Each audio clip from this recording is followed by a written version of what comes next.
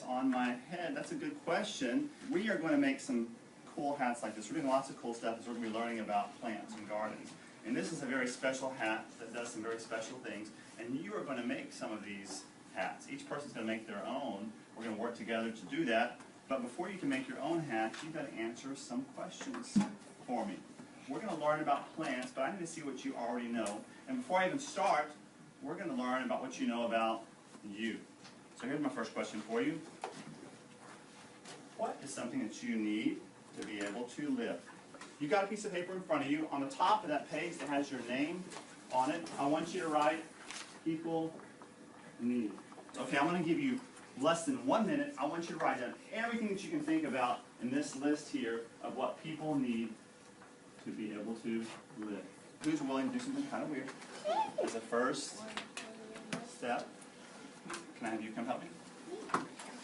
And I want you to stand, and everybody's going to get to do this, and I'll warn you ahead of time that this is kind of a noisy experience. But we're going to make what's called a know and show sombrero, and to do that you have to put a piece of paper on your head, and then a second piece of paper on your head. And would you stand right here in front of me? You're going to help me. I want you to hold the paper down on the sides of her head, on the front and the back. And then I'm going to take a piece of tape, and I'm going to make kind of like the hat band for the hat. The hat band's going to go all the way around her head, her ear, like this. It's going to be noisy. Get ready.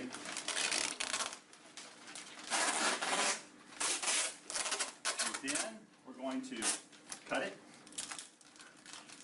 And then we're going to use this paper that's on the outside. You're going to curl it all the way around her to make the brim of the hat.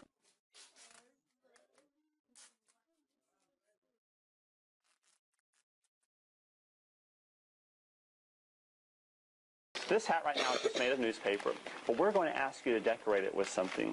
But before we tell you what that is, I want to go back to what we've been talking about. So far, we've been learning about plants. If you're going to take care of plants, what is something you have to know to be able to take really good care of the plants? They need sunlight and water. You have to know what they need, and she's already answered one of the questions. So what I want you to tell me are what are some of the things that you think plants need. She's already said sunlight and water. What's something else that you know plants need? What? Soil. Soil. What else? Air. Air. What else? Carbon dioxide. Carbon dioxide. That's a good word. Can you think of anything else? Okay, this is your assignment. We'll have some more ideas, and we'll talk some more about ideas in a few minutes, but this is your assignment. I want you to decorate this hat in just a few minutes, but I want you to decorate it with things that you think plants need. But we're not going to let you have really air and put air on here, and sunlight and put sunlight on here, but we've got some cool crafty materials we're going to let you choose. So here's one idea. If I wanted to show sunlight, what's something I could attach to my hat to represent sunlight? And if you want to look over there at some of the materials that are scattered around, we have some different artsy, craftsy materials. What's something you could attach to this hat to represent sunlight? What? Sun. A sun? How could you represent a sun? How could you represent a sun? We're not going to put a real sun. We've got to put something that means the sun. What can we use? Something yellow. Something yellow. What's something yellow we could attach? That's a good idea. What can we do? Crayons. You can use crayons to color it? What's that? Lemon. Something, a lemon, you could use that. But we've got some paper, and we've got pipe cleaners, and we have yarn and balloons. So when you go over there in a few minutes, you're going to choose something that can represent sun. But not just sun, the other things too. So before we do that, though, you have to do one more task for me. I want you to take the paper. I want you to fold it in half, hamburger style, like this style.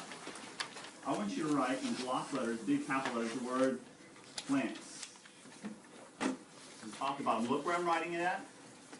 On the short line on the side of the paper. On the other side, write plants need. You have several items on your list. I'm going to invite you to be creative with this. I want you to decorate your hat, your newspaper hat that we just made, with some of the things that you see over there, some of the supplies we have over there. I'm going to come around. If I see you have several things that are written on your paper, I'm going to tap you on your shoulder, and that means you're allowed to get one of the items and come back and decorate. And plants need, he's got 1, 2, 3, 4, 5, 6 things already listed. So I'm going to tap him. He may go pick out one item and bring it back to the hat to add it. We're going to stop in 2 minutes and check. Stop and check. Straws might represent something like that.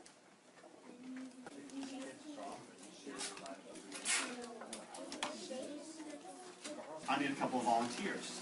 I would like for somebody to go stand at the front of the whiteboard. I want you to wear your hat when you go up there. Then I want you to take it off and point to the things in your hat and tell us what they represent. Okay?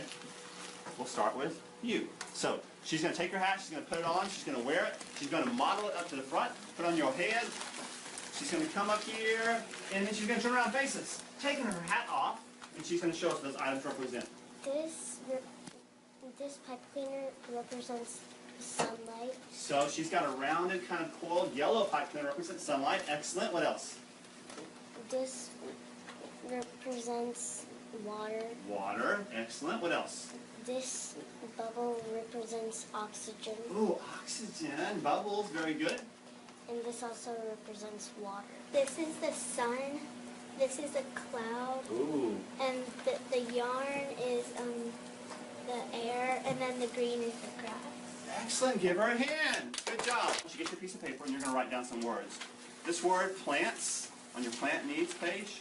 One side you have your needs that you listed here, but here's a cool trick we're going to use on this side as well.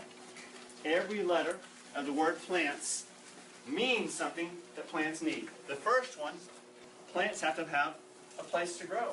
They need space. If they don't have a place and space to grow in, they won't be able to get the things that they need. So the P represents place. So write the word place on your chart.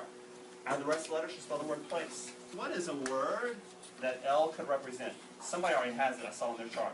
Light. Light. Plants have to have light. If they don't, they can't absorb sunlight and they can't have energy, and they'll die. What about the A? Oh, she said it. Earlier people were saying carbon dioxide. Plants need carbon dioxide. We're just going to call it air. Tree. A tree is a kind of a plant. It's not really a plant need, though, but watch this. Plants need this, and they get this way sometimes. Plants get thirsty, so they need what? Water. Water. Now, this last one, someone's already said when we started off. What could S represent? Somebody said it earlier. Soil. Plants have to have soil. Plants need a place to grow, for their roots to grow, for them to be able to get the needs that the plants have to have. They need light, and usually if they're outdoors, the light comes from the sun. But indoors, plants can grow here, and the lights just come from the light fixtures we have. Air, plants need what kind of air? What did we say earlier? Carbon dioxide. Nutrients, like vitamins.